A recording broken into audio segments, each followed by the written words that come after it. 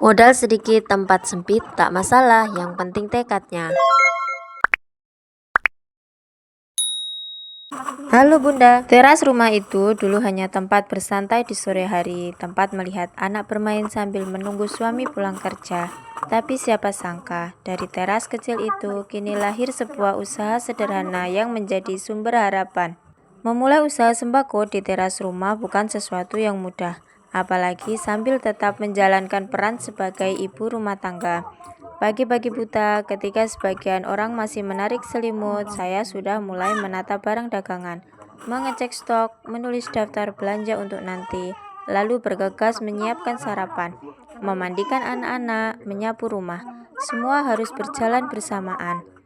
Barangnya belum banyak, tapi saya yakin satu hal, rezeki itu bukan soal seberapa besar tokonya, tapi seberapa besar usaha dan ikhlasnya.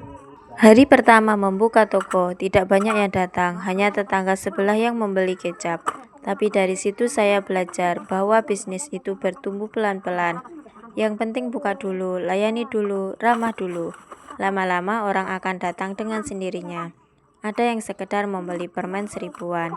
Dan saya belajar untuk tetap tersenyum karena begitulah dinamika berdagang di lingkungan tetangga. Ada lelah yang tidak terlihat, ada pusing yang tidak terucap. Kadang stok menipis sementara uang masih menggantung. Kadang sedang ramai pelanggan sementara anak merengek minta ditemani. Tapi saya percaya setiap keringat seorang ibu yang berjuang adalah doa yang terus mengetuk langit. Menjalankan dua peran sekaligus mengajarkan saya banyak hal.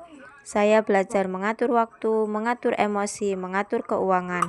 Saya belajar bahwa usaha kecil pun bisa menjadi besar jika dijalankan dengan hati.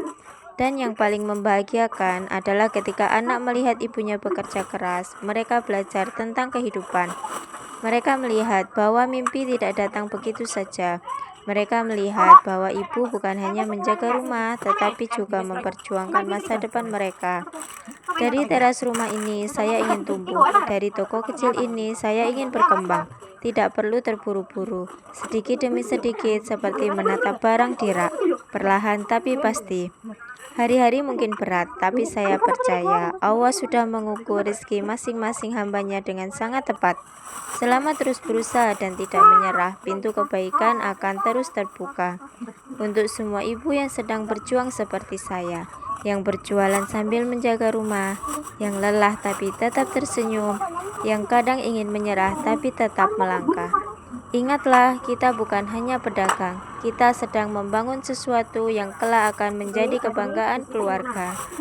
Dan dari teras rumah inilah cerita sukses itu akan dimulai.